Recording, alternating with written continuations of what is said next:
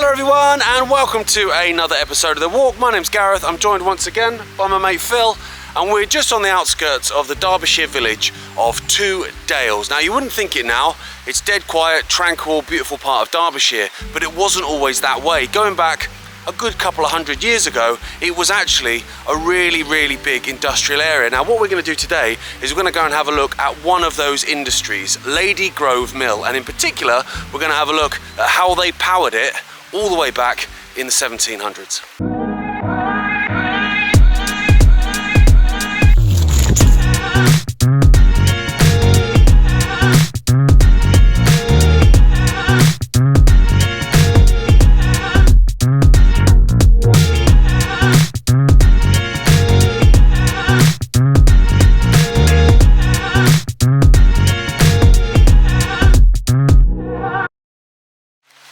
So where are we now, Phil? We're at the top pond, sort of, aren't we? Yeah, well, we're not far down from Flash Dam, if anyone knows where Flash Dam is, which is kind of at the top of the escarpment above Matlock, I think you could say Darla Dale. And basically, we're going to follow this valley all the way down to the already mentioned mill. And as we go down, we'll see what we see. I mean, this little stream here has not got a lot going for it, and it, you know, it's hard to imagine that these kind of things eventually power mills, but we hopefully will see enough to work out how they did it. So if I get Google Maps up, this is Flash Dam. This is what Phil was just referring to a second ago. It's now called Darwin Lakes, and it's it's a private sort of holiday let place. We're going to follow it all the way down to the remains of Ladygrove Mill, which is still there. It's been changed around a little bit, but there are still remains there. So as you were saying, Phil, I mean it's flowing, of course, but you wouldn't imagine that would power a really powerful mill. It's not going to turn a huge wheel, is it? Unless they've got some tricks up the sleeve. Well, I reckon they have. So we're going to walk down now, so we're getting further away from that Flash Dam. So that place was built in the early 1800s, basically to provide water for the local villages. And apparently, so Phil's thinking, it was supplying water for something else. I don't know exactly what it supplied the water from, but I do know that the local upper crust, how would you call it? Posh folk. Posh folks, yeah.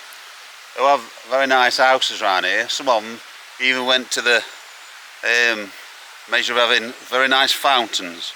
And one of them around here is reputed to be as good as the one at Chatsworth, which is a proper... Yeah, huge. And of course, you can't just turn your tap on for them. You need water. So I think that Flash Dam also was supplying water to the bigwigs' water fountains as well. For their ornaments. Yeah, but I don't think it came into here. So this is just formed by a top settling pond, I believe, and it's a brook that they've engineered into making it into the concept of powering them at the bottom, which we'll see as we go down. So I said earlier that Flash Dam, which was quite a cool place, not just for providing water, potentially for fountains, but also for the Victorians, the wealthy Victorians, to hang out and go swimming and stuff. And actually, I was reading that people were swimming there up until the 80s, even the early 90s. Now it's been taken over by, I think they're called Darwin Holidays. Now the reason why there's a Darwin connection is because apparently, although it is quite a loose connection, he stayed at Sidnope Hall, which is this big hall that Phil's alluding to, using the water for its fountains. And so they basically say they think he might have gone to Flash Dam before. It's very vague and tenuous, but that's why it's called Darwin now. Now, as I was saying earlier, it's a really beautiful part of Derbyshire. You can see, like, from the drone footage now, just how green everything is. And, well, this time of year, they're starting to go orange and yellow. It's beautiful. But there was a lot of quarrying here, wasn't there, Phil? Yeah, Derbyshire's known for quarrying, but the quarrying around here on most people's books is Matlock, Cromford, all around that area, which they're all very visible scars on the landscape. With the amount of quarryings on this escarpment up here, they're not visible because a lot of them have been turned into plantations. So I dare say that, I mean, I didn't know there were many quarries up there until I looked into the video. It's just not an area that I think of quarrying, but there was bloody loads of quarries up here, yeah? Yeah. So, all these little clues here, these paths and stuff. They could be workers' paths going down to the quarries, Yeah. It's hard to say, really. I was the same. I didn't realise this area was all quarrying. Well, I'd seen a couple of barren areas, but I've not really thought about it. Nah, me either. A lot of them are gated off, aren't they, for a reason? I suppose the old quarry working signs, but it's not something that you think of as being a quarry near it. No, and even on the old maps, ladies and gentlemen, the quarries above here, literally above where we are now, on the old maps, they say old quarry and old quarry workings, and that's on maps from the 1830s, so they're ancient quarries. But this is a, because we're following this path, I mean we're hugging the edge here, so this is a settling pond as well then? I reckon it was in the past. It's dried up and the remainder of this brook has just cut its way. Yeah, it's cut through it. Call it maundering. Maundering, that works for me, mate. We'll go with the word maundering. You've pulled out a few banging words so far, Phil, so yeah, so that would have been a lake, essentially. It would have been a lake, and then it's dammed off, and then there's another 3 of them, which is how in the early 1700s they're able to basically take a brook or a stream that's kind of just meandering. That's the one. And turn it into a really powerful thing that will basically just, you know, but it's power an enormous mill. It's not just the power, is it? It's actually getting a water supply. In times of drought, they need water, or they're screwed down there, aren't they? So this would be also to keep your water as well. Yeah, true. Now this one, like I said, it's just basically got a little bit of a brook flowing through it. The other 2, the next 2 of these big settling ponds, are full of water. Now the further we get down, we've also got a cave, which is like, it's been mined. It's not a natural cave. It's man-made. So we're going to have a look at that and actually get inside that. I'm going to see what other remains we can find of this incredible technology. I guess, you know, bear in mind we're going back a long way. You know, pushing 300 years for some of this stuff. Now this is just a mound. So do you know what I mean? That's not selling the channel, but it was a dam. So there's your settling pond. This is, I don't know, either got blown away by water or whatever, I'm not sure. But as we come down, we're going to actually get a beautiful waterfall, and I do love me a waterfall. There you go, look at that, ladies and gentlemen. So that's flowing down. Now that looks natural, doesn't it? But as you can see here, all that stonework there, that's all man-made, and we are, you know, we're going 18th century. It's really old. And what have we got here as well, Phil? Look. Mystery number 1. Mystery number 1. Is it a culvert? You're thinking, because I can see your cogs moving. What are you thinking? I'm thinking that used to come here, turn right, and that looks a little bit like it's a collapsed. Could be a collapsed culvert there. Look. Yeah. This deposit of water, and I wonder if it was underground here and all this is all gone, look. But then again, a bit too much of a coincidence to have left that there after a collapse. It's probably always been there. But there could have been a channel that's gone down and in, you know. Yeah. Maybe if it's overflowing or whatever. Could be an overflow or something coming out. Well, I mean, that would have been full of water, wouldn't it, in olden days? So maybe it's overflow or something. Yeah, maybe it was sluice controlled in them days. Who knows? Could have been. There you go, beautiful waterfall. So we're going to follow the path down now, and you'll notice as we're going along the stonework underfoot. So this would have been an old, you know, pack horse route or whatever, going back hundreds and hundreds and hundreds of years, which is incredible, really, because again, like I'm always waffling on about, it's that human element. Like, looking at old stuff is cool, but you can imagine people on horseback, you know, coming down here, all with a different story to tell. What are you thinking? Well, you know, when you look at that culvert from here, back there, it does. Like it could have been a bit lower. This could have been filled in. It could have been a water channel, look, all the way down here, because it's always a bit below us on the left. Yeah, it is. Yeah.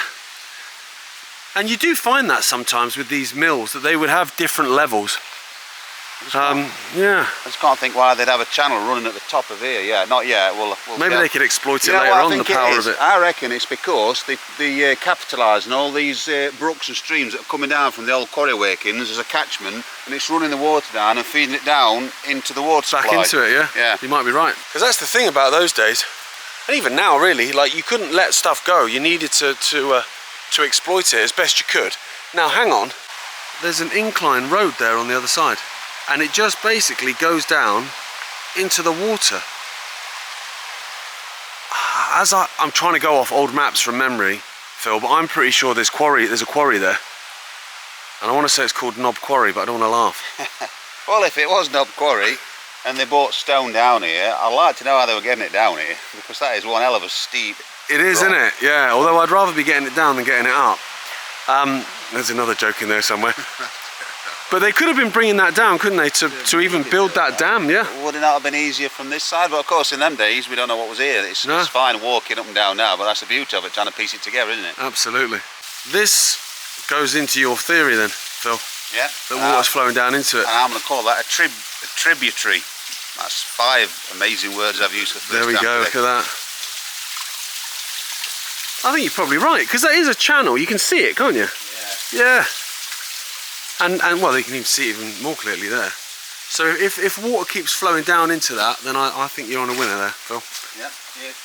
So Ladygrove Mill, that we're going to get to at the end there, was built in the early to mid 1700s, and it was built as a cotton mill, as a lot of mills were in Derbyshire. Obviously, Richard Arkwright, the Industrial Revolution, and then in 1789 it was taken over by the Dekeen or the Dakeen family, and they turned it into a flax mill, a lace mill, and now it's basically this industrial estate with lots of different industries and garages and things going on.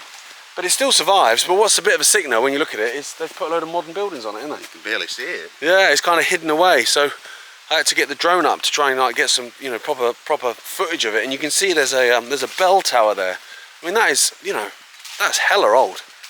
Got another waterfall, not quite as big as the last one, but still very, very pretty and flowing. You can see that this has been built then to just flow down into the stream down there, because there's plenty of old stonework there. Oh, that's man-made. Yeah, that's man-made. Yeah, yeah. They weren't wasting any of this water at all. So we're stomping along, and we're really high now. In comparison to the settling pond. So this will be Potter's Pond, won't it, this one? I think they call it Potter's Dam. Potter's Dam, but it's right down there. Yeah, we're not sure why Potter's the name, but you can see that's pretty big, and even from the air, like, you can see that one. Because that, for me, is what's amazing about these things. Is, I mean, I don't live far from here. I didn't know any of this was here. It's just basically just looks like a forest. But actually, you know, going back 200, 300 years, it would have been, well, pretty noisy, I imagine, Phil, because the water would have been really flowing, because they'd have been trying to get a real head of water up. Probably been quite a racket from the quarries as well. Yeah, of course you would, yeah. All the explosions and stuff, it would have been a bit manic. I mean, I love industry, but I quite like it tranquil, I've got to say. So there's the next dam. Now that's massive. Obviously we're going to go down and actually walk across that. We've got the cave just down there, and we've hit some serious quarrying now. Yeah, it's too much of a coincidence for them not to be connected with building this big dam between Potter's Dam and what's the one? Fancy Ponds. I don't know where that comes from. Yeah, I don't know, but yeah, they're obviously using stone. And let's see if this cave played a part in that role as well. Yeah, absolutely. So it's actually really, really steep, and quite slippery underfoot. So as always, I'll film myself in case I stack it, because I wouldn't want to waste that. If I'm going to go, I want you to see it. Why is it always you that might stack it? What about me? I'm a human being going down a slippy slope, you know what I'm saying? This is true. I might stack it. I'll film you then. Well, I feel bad for being disappointed that he hasn't.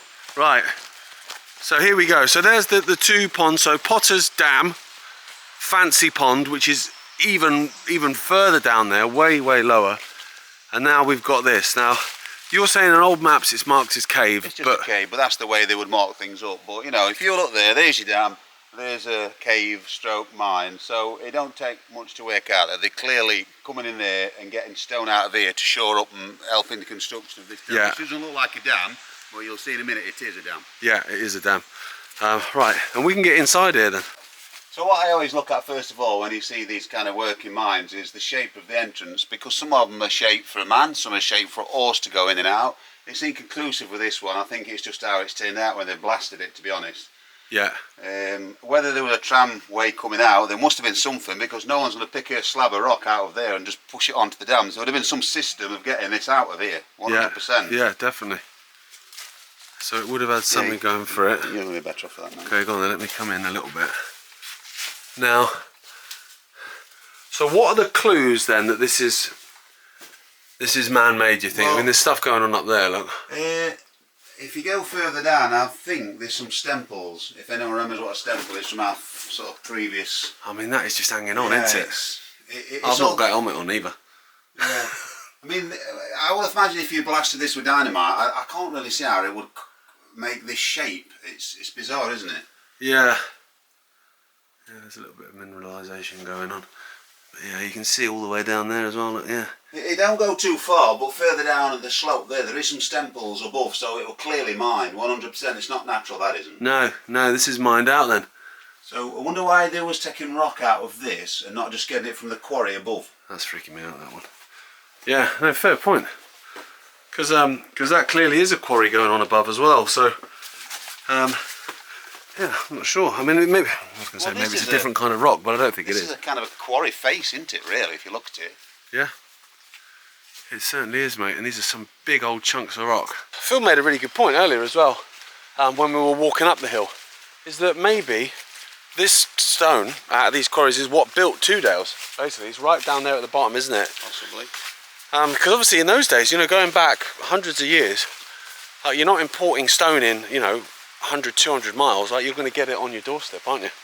Look how much that one's dropped down as well. That is such a drop. You can hear the water flowing, but it's not coming. Yeah, they're annoying you, aren't they? Because try and work out what they are. There's a few of them. There was one up there, and I'm looking if it's in line, and although it looks a bit more modern day, it's impossible to tell, and it doesn't look very substantial, but they've both got this distinctive kind of plug in there. And you know, something must have come along here when they was getting the rock out of that kind of mine. And are you thinking they're stone sleepers? No, I don't think. No. They're just something we just do not know what they are. We never will do. No, there's another one there as well, and they're in line. Yeah, they are in like line. Bosch, That's 3 or 4. Bosch. Bosch. Yeah, interesting. I wonder if they're strengthening. What do you call them when they bash the things into the earth? Oh, piles. Piles, yeah. I mean, don't look like a pile, but maybe it's just, it may be piles to, not that kind of piles, but you know what I'm saying, to strengthen this structure, you know. Could well be, mate. Could be. Could well be. Now what we're going to do now is explore the channel, because obviously there's no way through this dam, it's solid as a rock. It's kind of like a railway embankment actually, it's pretty big. But the channel comes around the side, so there would have been a sluice gate, there would have had to have been. But there is a rickety bridge that someone's built from fencing. Well, there's your steps, so these are really old. Yeah, they do look old, but I ain't having 2 men at once on that bridge. No chance, mate. I'm not sure I want 1 man on that bridge, if that man is me. Because there's not a handle. Where's health and safety? Look at this, mate.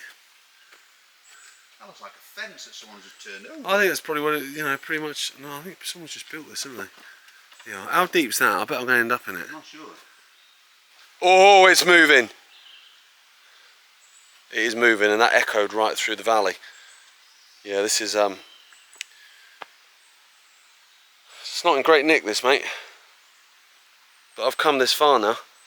What's that, Phil? There'd have been a sluice here. Well, I'd have thought so, yeah, because sooner or later they had to control how much water were going down, and you would imagine if this is the outflow, there must have been some kind of gate. Yeah, somewhere down in here.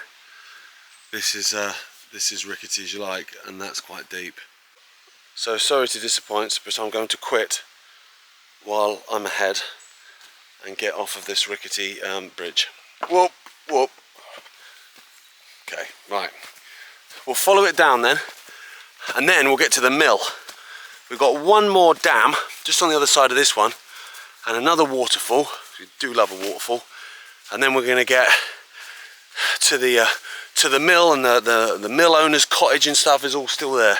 We're a little bit further down now, still on that pond, which is so low down there. But this is an ancient wagon way by the look of that. Well, I guess this has been quarried, so I guess they will be taking stone further down, maybe to shore up the next section of the dam. Yeah. I mean, this is not very pleasant for us to go down. This is bad underfoot for us. Yeah, no, it's not. But it's all man-made. Like these are, you know, ancient. I was going to say roadways, but yeah, I guess that's exactly what they are. So we've come off the road, and the engineering's significant actually, isn't it? You don't realise it really when you're on it. No, you don't, unless you peep over the edge and see that this is proper man-made structure, and it's I'd almost go as far as say it's an inclined plane, but how things were getting up and down it is open to debate. Yeah. See, we're theorising all the time here because it's so old. Like, you know, you might be able to get some old photos of the mill, but in terms of photos of this, like, you're going to struggle.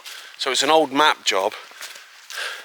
But if you have got any theories, ladies and gentlemen, or you know, do you know what I mean? If you're from round here and you're like, oh no, this was X, Y, and Z, please do comment, because it'd be nice to actually get a definitive answer, wouldn't it? Some of them. Here's a little gully, look. You can see that. That would be there for water flow, wouldn't it? Where's Mulder? To come down. To come down.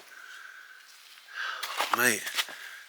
Mind you, they did have, like, I'm just thinking, where were we? We weren't far, we weren't far from here when we were looking at those old mills, and there was the old rails, but they were stone like that.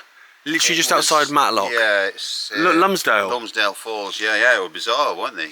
Yeah, stone rails, yeah, true. So it's not beyond the realms that they could have wheels in grooves like that. Because it's so steep in parts that I don't think you'd want to put a heavy stone on top of a wagon and send it on its way. Unless it's got, you know, some kind of structural, you know, line to follow basically. Otherwise it's just going to be carnage. Oh, look at those beautiful properties up there. Yes, please. That would be nice one day. But it's mad to think, you know, this would be an industrial, whereas it looks natural, doesn't it? It just looks like it's like a little pond. You said you've seen old women swimming in there before? Yeah, that didn't sound very... But yeah, I randomly came past when a group of ladies who had a wild swim were just enjoying the cold snap. It was winter as well, and coming out in great spirits, yeah. And me and Nikita walked by, and I was like, we all said, I bet you Gareth would do that. 100%. I do like a wild swim, and I do like it in winter, I've got to say, because it burns, but do you know what, afterwards you're like buzzing for hours.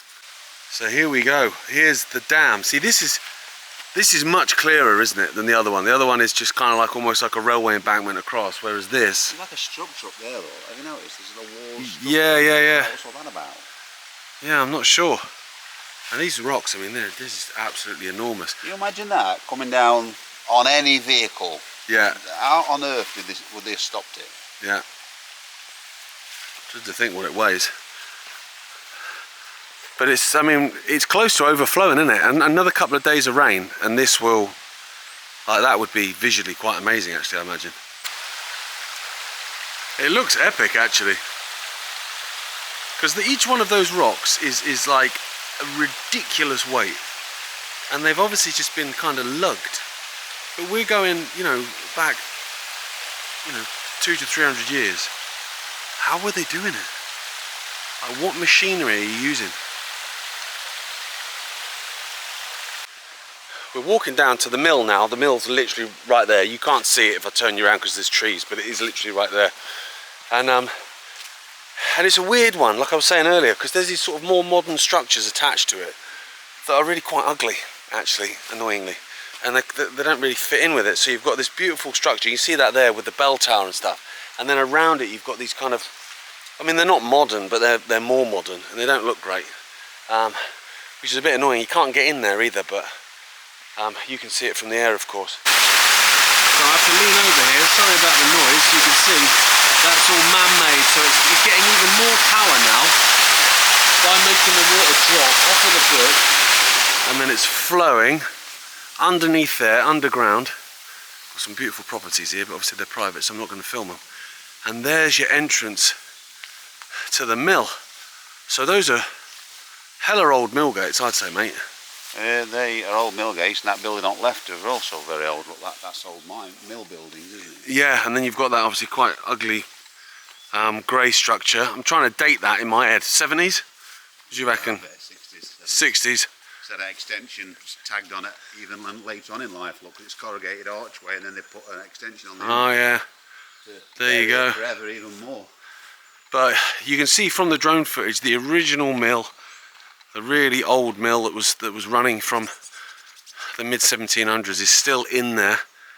And I mean that wall's old, isn't it? Well, look at it. It's what's the word when it's bulging? Is it where you get in tunnel? I don't know, going the other way though. Yeah. It looks like it's, you know, well, it will eventually go, won't it? Sadly.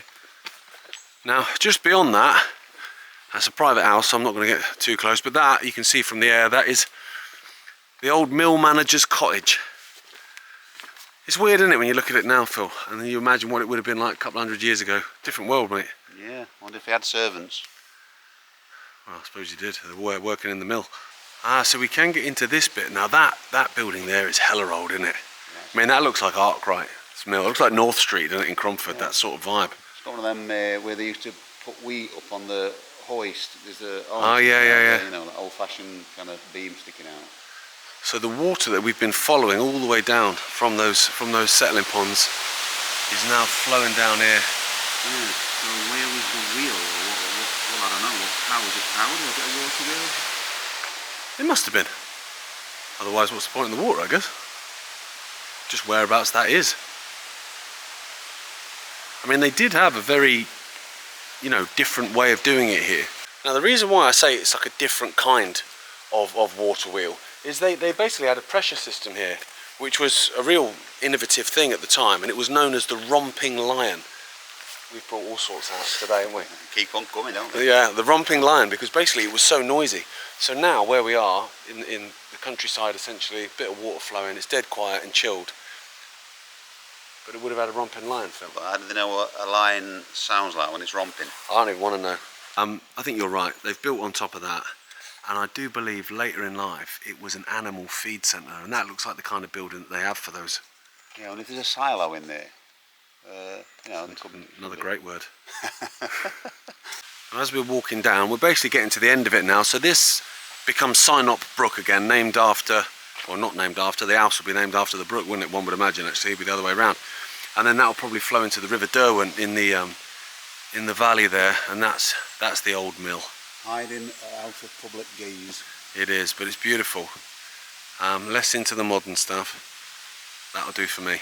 So that's us, just a little explore down from the top of the hill there, down to the mill.